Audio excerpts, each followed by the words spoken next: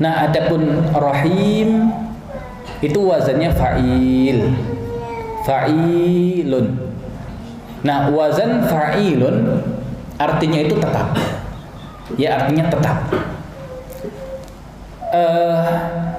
Kalau ada seseorang yang dari kecil itu ganteng, ya kita menyebutnya dia itu jamilun.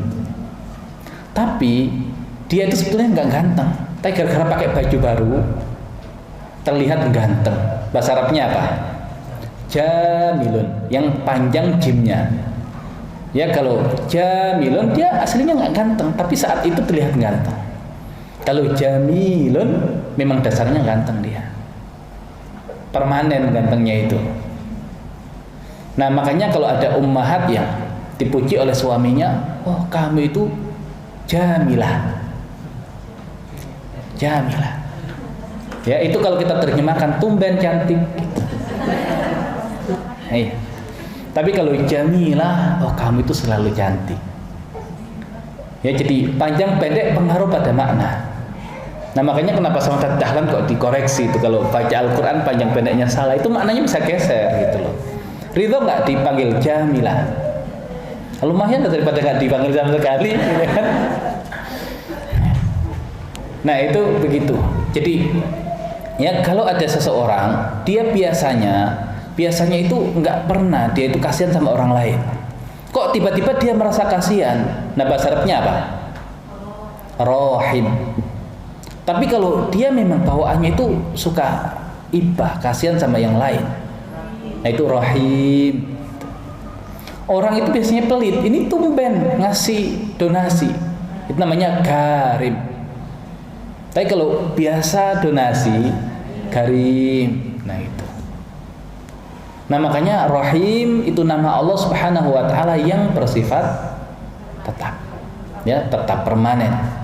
Ya, tapi ini khusus untuk orang yang beriman.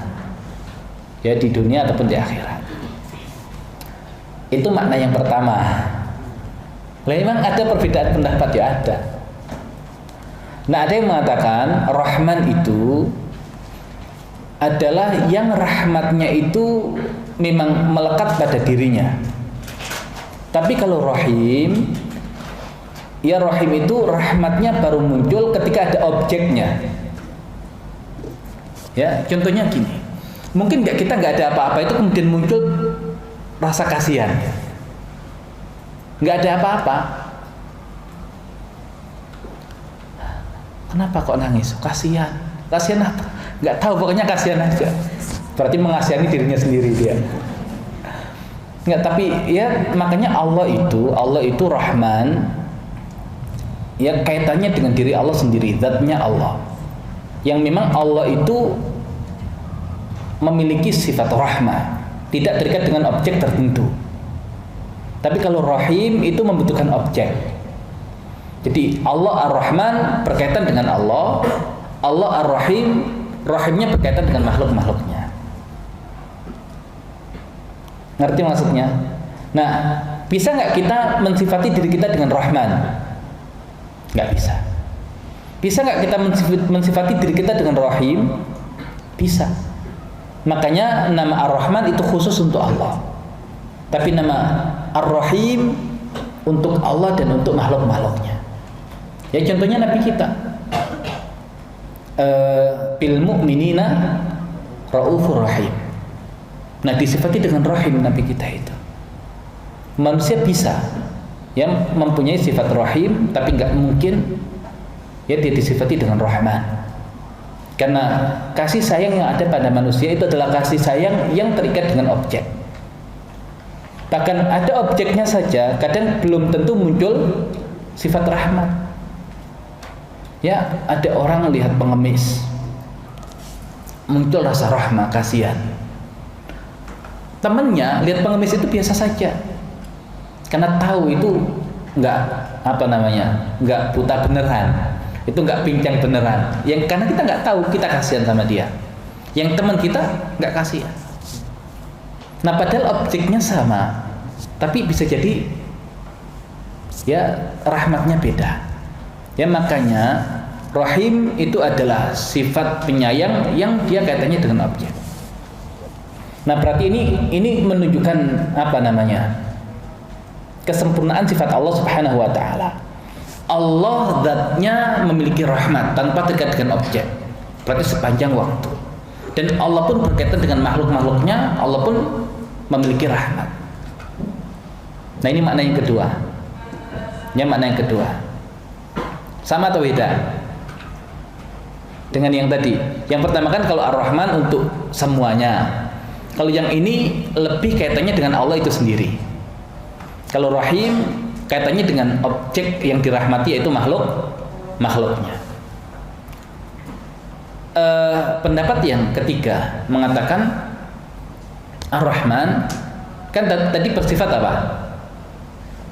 Sementara, yang dia mirip dengan fi'il, kata kerja. Tapi kalau Ar-Rahim bersifat tetap, dia mirip dengan isim. Nah, ini seperti penggabungan fi'il dan isim. Ya, penggabungan fi'il dan isim. Kalau kita baca surat Al-Kafirun, Nabi Muhammad SAW ketika menafikan dirinya untuk menyembah sesembahannya orang-orang Mekah, beliau gunakan isim dan fi'il. Apa ayatnya? La a'budu ma ta'budu. Pakai la a'budu, pakai fi'il. Kemudian di ayat yang selanjutnya nanti, wala ana abidum ma abadtum, pakai wala ana abidun, pakai isim. Nah, tapi ketika beliau menafikan orang-orang Mekah tidak menyembah Allah Subhanahu wa taala menggunakan wala antum abiduna ma a'bud. Terulang berapa kali? 2 kali. Dua-duanya menggunakan isim. Mana yang lebih kuat penafiannya? Isim gabung fi'il atau isim dengan isim? Nah, yang lebih kuat itu isim dan fi'il. Ya, contohnya begini. Fulan itu pemarah banget. Dengan fulan itu pemarah yang sedang marah. Nah, pertanyaannya, fulan yang pemarah kuadrat, apakah tiap harinya isinya marah-marah? Dia pemarah, tapi apakah tiap waktu dia marah-marah? Kan tidak, kan? Tapi kalau saya mengatakan fulan itu pemarah sedang marah, nah berarti dia memang sedang marah dan sifatnya pemarah. Ada orang sedang marah tapi dia bukan pemarah, berarti hanya fi'il saja, ya kan? Ada orang itu pemarah tapi tidak sedang marah, isim saja. Mau kita sifati isim berapapun, ya intinya dia pemarah, tapi bisa jadi tidak sedang marah. Tapi kalau pemarah yang sedang marah, ya sifatnya pemarah, yang dilakukan marah. Itu komplit berarti. Itu komplit. Ya, makanya ketika Allah Subhanahu wa taala mensifati dirinya dengan memberi petunjuk, Allah gunakan kata hadin isim, juga yahdi fi'il. Berarti sifat memberi petunjuk bagi Allah Subhanahu wa taala itu bersifat tetap. Ya, karena ada isim, ada fi'il. Maka Allah itu sang pemberi petunjuk yang memberi petunjuk. Tapi Allah juga mensifati dirinya dengan menyesatkan. Tapi Allah ketika menunjukkan dirinya menyesatkan tidak pernah menggunakan isim, hanya pakai fi'il. Berarti Allah itu menyesatkan tapi bukan penyesat. Allah itu menyesatkan tapi bukan penyesat. Tapi untuk syaitan Allah kasih dua. Dia penyesat dan dia juga menyesatkan. Nah, emang kerjaannya tadi ya dia sifatnya penyesat, kerjaannya menyesatkan. Ya, kalau nggak menyesatkan berarti bukan syaitan gitu. Nah, begitu. Jadi seakan Allah ingin menunjukkan tentang kesempurnaan sifat Allah. Allah itu Ar-Rahman, yang seakan aktivitasnya itu memberikan rahmat. Dan Allah itu Ar-Rahim, yang sifatnya itu memang merahmati. Jadi lengkap. Yang milih mana? Yang milih mana? Datang ke rumah orang yang bukan dermawan, tapi dia sedang mendermakan hartanya, atau datang ke seorang dermawan yang sedang tidak mendermakan hartanya. Milih yang mana? Kita butuh donasi nih. Yang pertama, dia bukan dermawan loh, tapi nggak apa-apa. Yang penting dia sedang donasi kan. Daripada ke dermawan, tapi dia nggak sedang donasi. Gitu. Tapi tidak donasinya dermawan itu tidak menghilangkan sifat kedermawanannya. Tapi bayangkan, ya kalau ada orang ketiga dermawan yang sedang mendermakan hartanya, milih yang mana? Nah, yang ketiga itu. Dan Allah itu Ar-Rahman Ar-Rahim, lengkap di situ berarti. Nah, bisa dipahami. Nah, itu makna yang ketiga. Ya, jadi dibalik Ar-Rahman Ar-Rahim tadi, Ar-Rahman makna pertama dia dari wazan fa'lan tadi itu, ya berkaitan dengan seluruh makhluk tapi tidak bersifat tetap. Kalau Ar-Rahim bersifat tetap tapi hanya untuk orang beriman. Kemudian makna yang kedua, Ar-Rahman itu berkaitan dengan zatnya Allah yang memang yang memiliki sifat rahmat tanpa terikat dengan objek tertentu. Tapi kalau Ar-Rahim, ya Allah munculkan berkaitan dengan rahmatnya Allah kepada makhluknya. Yang sifat ini juga ada pada diri manusia. Nah, yang ketiga, penggabungan Ar-Rahman dan Ar-Rahim untuk menunjukkan kesempurnaan. Karena sifat yang tidak bersifat tetap dan sifat yang bersifat permanen, kalau digabungkan itu menunjukkan setiap waktu. Setiap waktu itu Allah merahmati, dan Allah pun sebagai sang pemberi rahmat. Baik. Nah, ketika pembahasan tentang Ar-Rahman, kalau kita ikut pendapat Ar-Rahman itu maknanya adalah penuh. Ya, maknanya adalah penuh yang dia bersifat tetap. Kenapa Allah Subhanahu wa taala memunculkan pembahasan hari kiamat munculnya dengan nama Ar-Rahman? Ya, contohnya di akhir surat An-Naba. Ya, yauma yaqumur ruhu wal malaikatu shaffa la yatakallamuna illa man adzina lahur rahman wa qala shawaba. Ya, yang akhir nanti dari surat An-Naba, wa yaqulul kafiru ya laitani kuntu turaba. Nah, pembahasan tentang hari kiamat katanya Ar-Rahman itu hanya berlaku di dunia. Kok buktinya Allah gunakan kata Ar-Rahman untuk tema akhirat? Berarti Ar-Rahman di dunia saja atau di akhirat juga? Nah, Allah itu Ar-Rahman untuk orang kafir di dunia dan di akhirat. Di dunia dengan nama yang mengandung rahmat yang sangat penuh, tapi beda dengan di akhirat. Karena di wazan fa'alan itu mengandung dua makna, kebalikan, penuh dan kosong. Berarti Allah Ar-Rahman untuk orang kafir di akhirat apa? Kosong, nggak ada apa-apa. Makanya surat An-Naba itu isinya prank bagi orang kafir.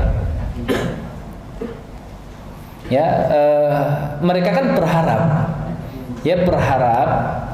ketika amal mereka tidak cukup untuk membantu mereka ya keluar dari neraka, ya maka mereka melihat Allah datang dengan menggunakan nama Ar-Rahman. Oh, seperti dulu di dunia kita mendapatkan rahmatnya Allah, maka Allah Ar-Rahman, jangan-jangan Allah masih penuh nih rahmatnya sehingga kita mendapatkan rahmatnya dan terhindar dari siksa neraka. Tapi yang ada apa? Kosong. Ya, kosong. Dan kira-kira lebih sakit mana? Di awal tahu Allah itu nggak ngasih rahmat, dengan berharap dengan harapan yang tinggi tapi nggak ada. Ya, kalau suami tidak pernah menjanjikan, ya misalkan ya tiap bulan itu ngasihnya berapa? Ya, ini bukan buat keluarga, ini buat istrinya, terserah mau buat apa gitu ya. Nah, biasanya tiap bulan dikasih 2 juta misalkan. Cukup nggak? Enggak, ini bukan buat urusan rumah sudah dikasih lagi. Ini buat terserah, buat jalan kayak buat apa terserah, itu buat penjajannya istri. Ya. Nah, itu dikasih 2 juta gitu.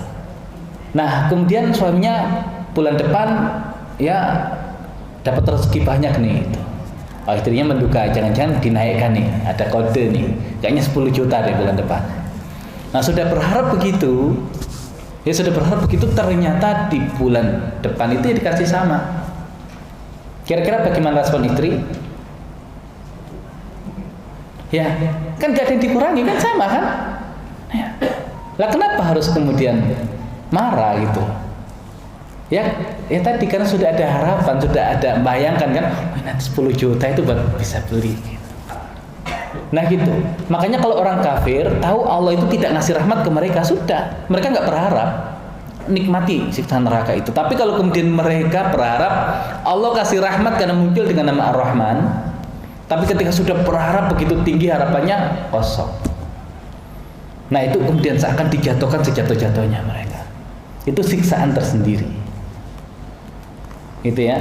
Nah, ya makanya sebetulnya nanti saling melengkapi antara Ar-Rahman yang sifatnya meluap-luap atau kosong, ya, dan juga Ar-Rahman itu yang memang dia menjadi nama yang khusus untuk Allah Subhanahu wa taala.